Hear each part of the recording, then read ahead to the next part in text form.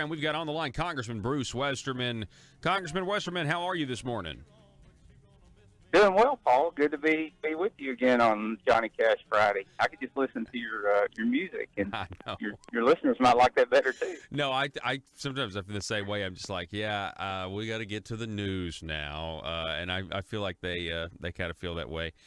So what's going on with you, Congressman Westerman? How's Washington D.C.? Are you in D.C. now, or are you back home?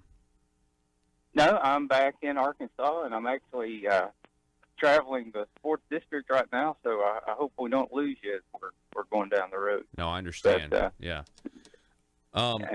Be up on the Mulberry River later this afternoon for a ceremony up there to recognize the 50 years of the National Wild and Scenic River Act, and getting out and visiting with constituents today. Well, that's good. Can we talk just a little bit? I mean, I feel like one of the biggest things was I don't know about several weeks ago, but it was a little bit ago, but it was the Omnibus Vote. So talk a little bit about the Omnibus Vote. How did you vote on that bill? Well, I voted against it, Paul, and it's not because there weren't some good things in the bill. There were some really good things in the bill. Some stuff with the military, some issues related to management on our national forest that I've literally worked on since I've been in Congress. So, it wasn't everything I've worked on, but a lot of the work that I've done for the past 3 years, some major components of that got shoved into that omnibus bill. But the bottom line is it will increase the deficit $1 trillion. It was a 2,300-page bill that had you been able to read continuous, you'd had to read 132 pages per hour from the time it was filed to the time to vote on it to even read through it, much less read through it where you could comprehend it and understand what's in it. And it just was loaded up with pork and wants from Democratic senators who held out to the very end to get what they wanted in this bill. So I can't vote for something like that. I don't think that's what the voters of the 4th District of Arkansas expect from me. And I don't know how to change the process other than opposing it and working hard to do something different. But a lot of times it comes down to the 60-vote rule in the Senate, because we had already passed all 12 appropriation bills in the House. Last September they were sitting in the Senate, and that's how the government should be funded, but they never took a single one of those bills up for a vote. We got into these continuing resolutions. Mm-hmm. The government shutdowns that were supposedly going to happen. I guess it did happen for over a weekend. And then you get another crisis situation, and this mother lode of all bills comes across that's not just the spending bills to get us through the end of this year, but it's got all kinds of policy and law changes in it. So I don't think that's how our founders intended for our country to function, and I'm just not going to be a part of it. Yeah. Well, and, it was a fiscal nightmare, and it did add a lot to the debt. And like you said, it did do some good things. But, yeah, I can totally understand that vote, because at some point, no one even talks about the debt anymore. I mean, it used to be something that people on the right talked about. They were concerned about. It doesn't seem to be the case anymore. What are your thoughts on that? I appreciate you talking about it and reporting on it. It's not that people aren't talking about it. It's just that it doesn't get the headlines in the news. It's not, it's not Russia or what the latest thing is that the mainstream media wants to report about. But I can promise you I'm still talking about it. I've got a lot of colleagues that are talking about it. And I've got a piece of legislation that I'm working on that it's similar to something I sponsored in the state legislature. It was to cap the growth rate in spending. I serve on the budget committee, and we had a revised baseline that was put out by CBO a couple of weeks ago. I sat through the hearing on that, and I studied the report. And, they're projecting over the next 10 years we're going to spend $12 trillion that we don't have. So we're going to take our $21 trillion debt and add another 12 to that in 10 years. But if you look at what CBO calls the baseline, they're increasing the baseline nearly 6% per year every year. And if you reduce that baseline, CBO calls that a cut. That's how messed up Washington, D.C. is. But if we would simply hold the baseline to 2% or 2.5%, we could balance the budget in 8 years, even with everything that's going on now. If we would do that, so I'm working on legislation to put language around a proposal like that, and that's the kind of stuff we're going to have to do if we ever want to change the trajectory that we're on. But we can't just sit here and say that, we've got an economy that's growing great. They're saying now 3.3% for the GDP, but we're still going to grow spending at the baseline level at nearly 6% per year. The math doesn't work when you're already $21 trillion in debt and you're spending at a rate twice as fast as the economy's growing in the federal government. So, and I would even be willing to say this, that from the purpose of the Budget Committee is to put a ceiling for expenditures and a floor for revenue. So that gives instruction to the rest of the House on how to write tax bills and how to write spending bills and how to write policy that makes those things happen. I would be willing to say that let's tag the growth in spending to the growth rate of the economy and say that the spending can't grow at a faster rate of the economy. And I would be willing to also say that taxes have to increase at the same rate as the economy, because you know what? We collect more revenue at a rate faster than what the economy is growing, and that's even with the tax cut, and that's in the CBO baseline. So the problem is not having enough revenue. The problem is spending too much money.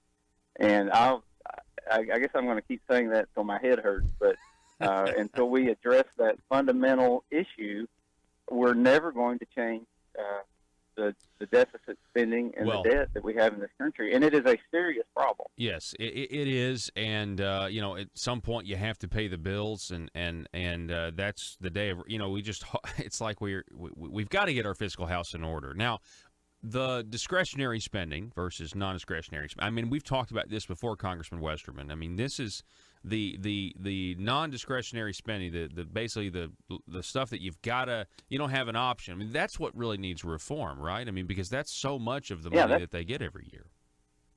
That's closing in on 3/4 of everything that the federal government spends, and it's Medicare, Medicaid, Social Security, about 80+ social welfare programs, and interest on the debt. Those 5 things make up 3/4 of everything the federal government spends. Now that omnibus bill a few weeks ago, that was for the most part discretionary spending. So we jacked the deficit up by $1 trillion on the discretionary side, but the non-discretionary or the mandatory is what's definitely driving the deficit, and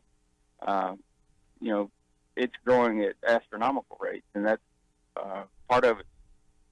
You got all these baby boomers that are retiring that are using Medicare and Social Security at a higher rate than it's been funded at, and then you've got Medicaid, which is an endless pit, and you got all these social welfare programs, and then you got interest on the debt. That it is what it is, and you think when you're $21 trillion in debt, every percentage point that the interest rates go up, that's another $210 billion of payment on interest on the debt. So, if we were to see interest rates go up 3 or 4 points, and I remember when I was a kid, interest rates were 10 to 20%.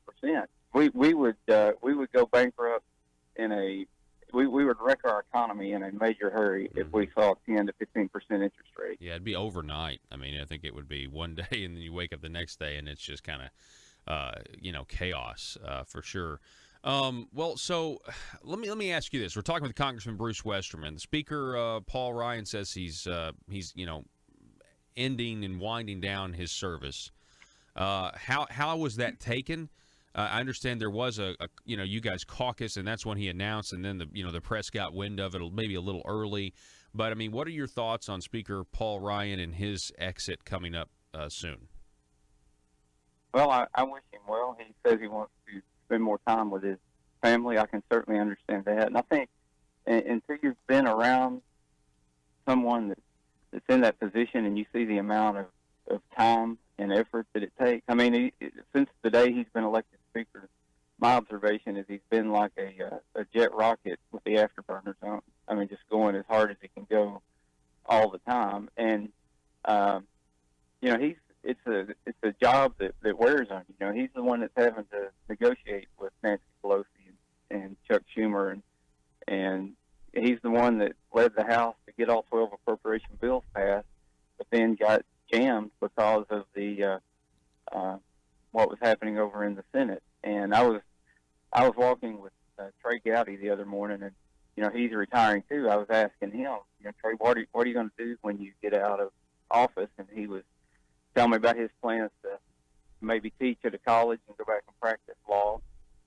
And he asked me if I saw what he had written about Paul Ryan's retirement. I said, no, I didn't see it. And he said, well, the last line said something that if you don't like the job that Paul did and you think he's a bad person, he said there's no restriction for anybody in this country to serve as Speaker of the House, so you ought to just get in line and put your name in the hat. And the point he was making is that you know, that job is naturally going to take a lot of flack from both your friends and your enemies.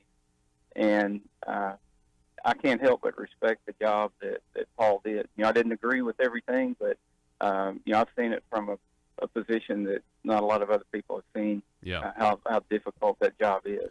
Well, you know, and they were talking about what his legacy is, and kind of this goes back to the spending. I mean, the tax cuts are great. I know everybody's proud of that, and you know, people have more money in their paychecks, but you know, I kind of feel like he did want to get spending under control. I mean, that's when he kind of went on the national stage, or was kind of was catapulted that way.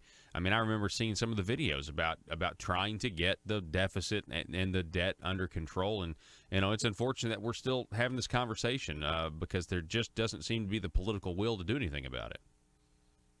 Right, and there's still a strong push to do something about it. Don't think the political will's not there. It's just getting the number of votes that you need, and getting. Right. I think getting the electorate to understand how important this debt is, and we've got to get folks in the Senate and in the House that will address this issue, because the issue is not going away. It's not magically going to disappear overnight. So we have to continue working on it. We got the National Guard, you know, going down to the border. What are your thoughts on that?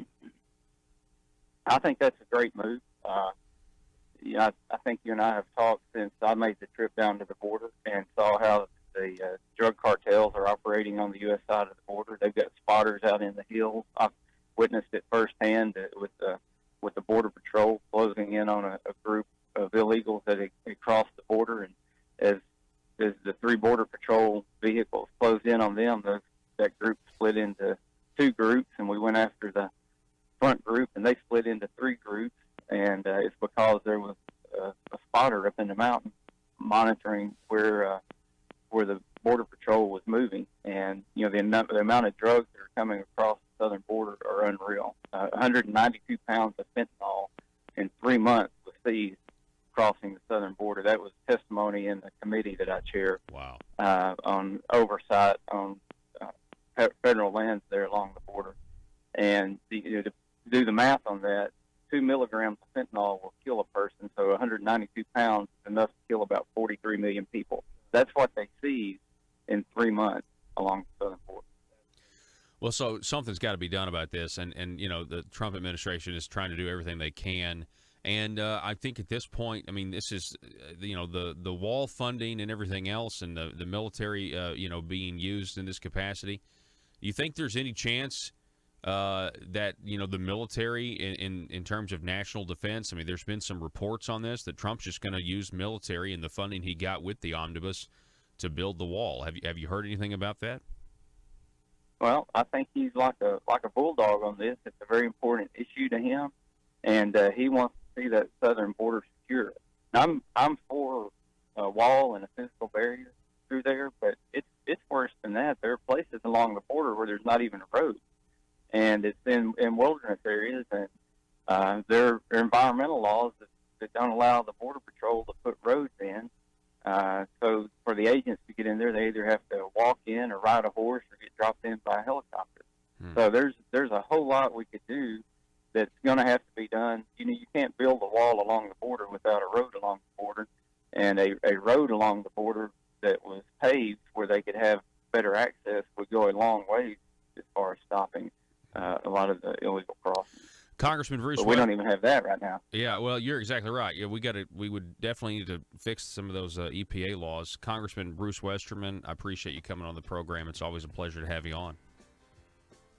Yeah, it's great to be with you, Paul, and I appreciate you talking about issues that are important. Talking about the debt, the deficit, and it's not all the time I get media folks that want to talk about that. So thank you. Hey, absolutely. Anytime. We'll do this again in a couple of weeks. In the meantime, be safe, okay? All right. Thank you. All right, folks, it's Johnny Cash Friday. We're going to break.